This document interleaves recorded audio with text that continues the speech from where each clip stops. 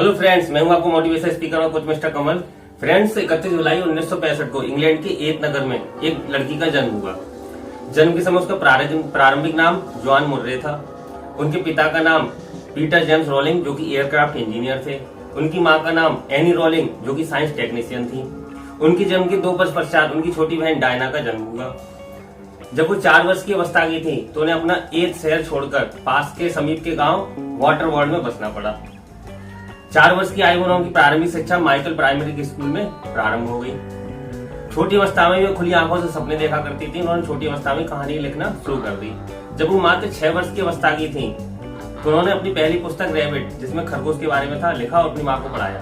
माँ उनकी कहानियां पढ़कर बड़ा खुश हुआ करती थी और सोचती थी कि एक दिन मेरी लड़की बहुत बड़ी राइटर बनेगी।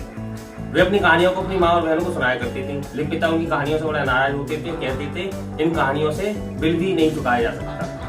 समय गुजरता चला गया। मात्र 11 वर्ष की आयु में उन्होंने 7 अभिशापित हीरो के बारे में लिखा।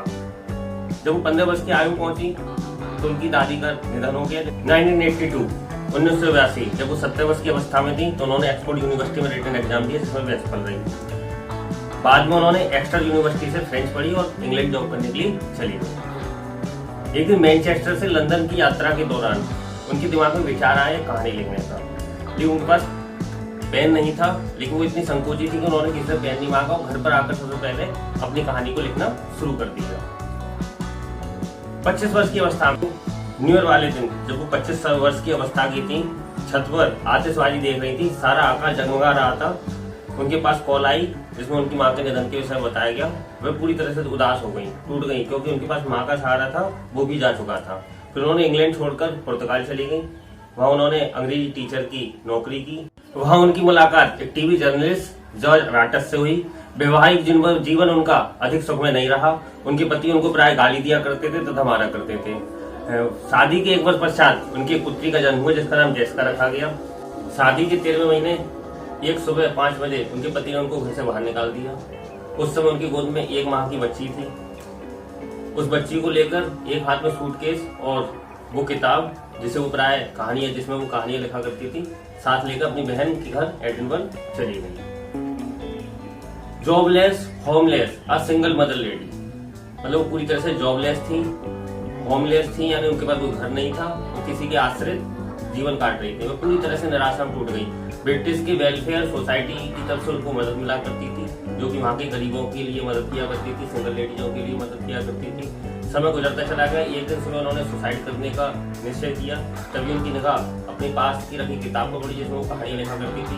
उन्होंने तभी डिसाइड कर लिया कि मुझे अपनी इस किताब को पूरा करना। वो अपने बच्चे को गोद में लेकर टहला करती थी और जब वो बच्चा सो जाता था तब अपनी किताब लिखने में व्यस्त हो जाती थी। जब भी उनको समय मिलता था वो अपनी किताब में पूरी तरह से डूब गई। अपने दुख को भूलकर वो किताब लिखने में व्यस्त हो गई। एक दिन आया जब किताब कंप्लीट हुई, लेकिन किताब छपना बहुत बड़ी इंपॉर्टेंट बात थी। वे अपनी किताब को लेकर बहुत सारे प्रकाशकों व एजेंटों के पास गए, लेकिन सभी ने उनकी किताब को प्रिंट करने के लिए मना कर दिया। यानी 12 बार उनकी किताब को रिजेक्ट किया गया। सभी लोग ये मानते थे कि उन दिनों बच्चों की कहानियों की किताबें मार्केट में लोकप्रिय नहीं होती है। एक दिन उनकी मुलाकात लंदन के ब्लूम्सबेरी पब्लिशिंग हाउस के चेयरमैन से हुई। वहाँ उन्होंने उस किताब को उनके सामने रखा। चेयरमैन ने उस किताब के 3 चैप्टर अपनी पुत्री 8 साल की पुत्री को पढ़ने के लिए कहा। पुत्री ने 3 चैप्टर पढ़ने के बाद आगे के चैप्टर की डिमांड की कि मुझे आगे और पढ़ना है। ना चाहते हुए भी अपनी लड़की की जिद के कारण उन्होंने वो किताब छापने का निश्चय किया तथा 2000 पाउंड उनको दिए। वे शहर से तैयार हो गई। मार्केट में पहली बार 1000 प्रतिलिपियां छापी गई। 1000 प्रतिलिपियां छापी गई, जिसको 500 प्रतिलिपियां मार्केट में डाली गई तथा 500 प्रतिलिपियां लाइब्रेरी में रखवा दी गई। 1997 में पहली बार उनका नॉवेल पब्लिश किया गया। क्या आप उस बुक का नाम जानना चाहेंगे? उस बुक का नाम है Harry Potter and the philosopher stone. Harry Potter and the philosopher stone, written by J.K. Rowling, the great philosopher and the greatest billionaire lady. फिर उन्होंने कभी मुड़कर पीछे नहीं देखा। उसके बाद उन्होंने लगातार कामयाबी की सीढ़ियों पर चढ़ती चली गई और न्यूयॉर्क के टाइम्स बेस्ट सेलर लिस्ट में नंबर 1 पे उनकी किताब रही। नेस्ले स्मार्टी लुक प्राइज ने भी उनको सम्मानित किया। British children of the book of the year का उनको अवार्ड मिला। चिल्ड्रन बुक अवार्ड भी। इस तरह से उन्होंने बहुत सारे अवार्ड प्राप्त किए। 2001 में उनकी मूवी भी लॉन्च की गई हैरी पॉटर। उसके बाद उन्होंने स्कॉटिश आर्ट काउंसिल ने उनकी आगे की कहानी लिखने के लिए ग्रांट दे दी।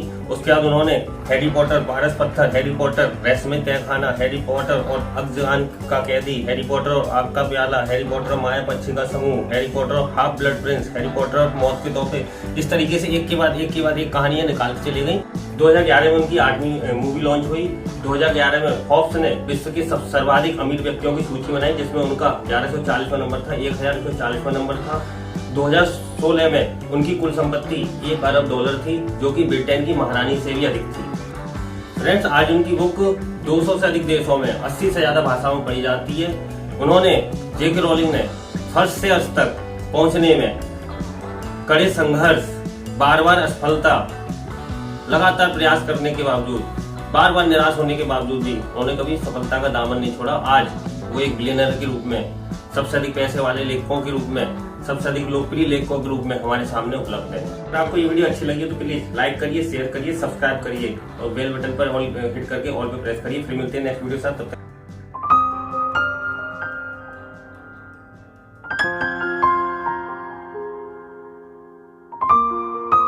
Audio Jungle.